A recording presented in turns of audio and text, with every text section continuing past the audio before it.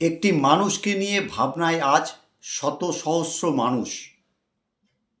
আমার একান্তই নিজস্ব কলমে দু একটি কথা।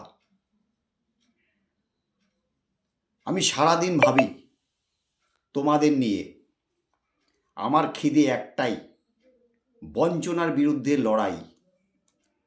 শত শত বঞ্চনায় দেখেছি মানুষ ছিল কত অসহায়। সেখান থেকেই আমার পথ চলা শুরু। বাংলার প্রতি বঞ্চনাকে কোনো মতে স্পর্শ হতে দেব না। স্বভাবতই কথাগুলি আমার কলম প্রকাশ করল, কথাগুলি সেই মানুষটিকে নিয়ে ভারতবর্ষের রাজনীতিতে, যার নাম রাজনীতি প্রাঙ্গণে আজ আলাদাভাবে প্রশংসায় আলোচিত। পাশাপাশি বিরোধীদের গালমন্দ, কুৎসা, অপবাদ, মিথ্যাচার। আমি মনে করি সেই মানুষটির রাজনীতির খিদে আরও প্রতিদিন বেড়ে চলেছে, কেন তার রাজনীতির মধ্যেই লুকোনো থাকে প্রতিনিয়ত সামগ্রিক স্বার্থের কথা। হ্যাঁ, তৃণমূল কংগ্রেস দল, যার প্রতিদিনের যাত্রা শুরু হয় প্রতিটি মানুষের জন্য। তৃণমূল কংগ্রেস দল, যার প্রতিটি বুথকর্মী, নেতৃত্ব দৌড়ে বেড়ায় সারাটা দিন, কোনো ভোটের গন্ধ থাকে না। মানুষের কি সমস্যা সমাধান করতেই হবে। রাজনীতি আজ মানুষের হৃদয়ে সেই জায়গায় সুন্দরভাবে পৌঁছে গেছে। মাননীয়া মমতা ব্যানার্জির দেখানো পথ, অভিষেক ব্যানার্জির সেই সুদক্ষ নেতৃত্ব। আজকে এটা আমার কথা নয়, সারা ভারতবর্ষের মধ্যে রাজনীতিতে তৃণমূল কংগ্রেস দল আজ উল্লেখযোগ্য ভূমিকায় চলে গেছে। মানুষ সেই রাজনীতিকে খুঁজে, যে রাজনীতি আমাদের নিয়ে ভাববে।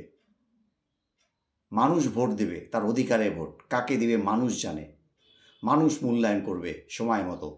মানুষ মূল্যায়ন করে বলেই তৃণমূলের জয়ের যাত্রা প্রতিদিন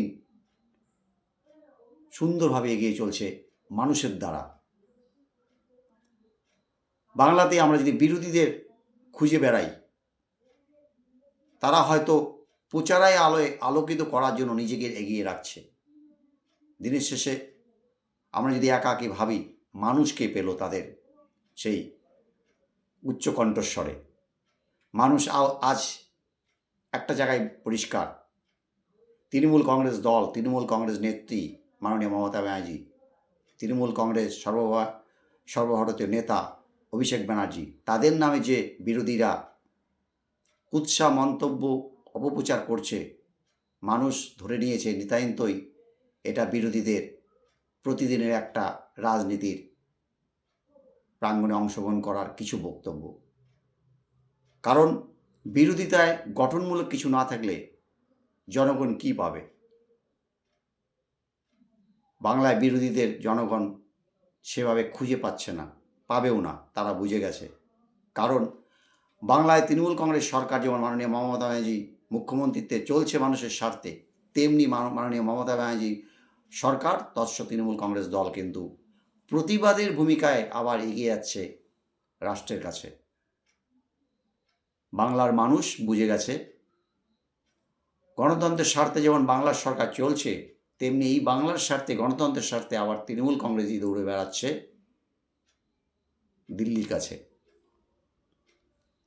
সবথেকে বাংলার মানুষ একটি বিষয়ে আরও পরিষ্কার হয়ে গেছে, যেদিন একটি নির্বাচিত দেশের সরকার গরিব মানুষের 100 দিনের টাকা বন্ধ করে দিতে পারে তৃণমূল কংগ্রেসের নামে অপবাদ দিয়ে, সেদিন হয়তো বাংলার মানুষ বুঝে গেছে এই রাজনীতি তাদের জন্যই, আমাদের জন্য নয়।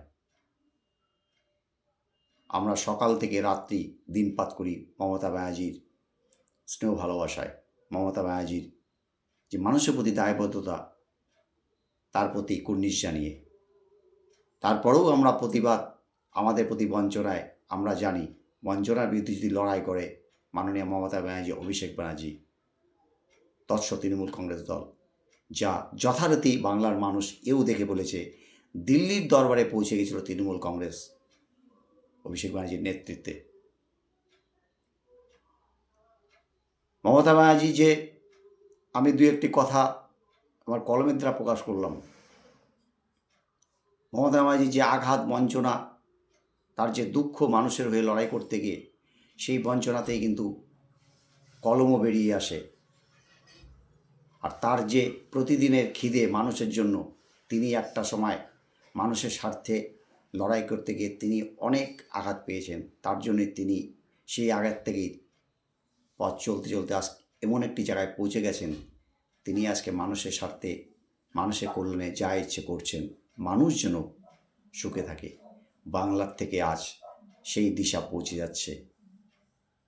বাংলা আজ যা ভাবে, অন্যরা কাল ভাবে। বাংলার মানুষ সুখে থাকুক। মমতা ব্যানার্জি জিন্দাবাদ, অভিষেক ব্যানার্জি জিন্দাবাদ।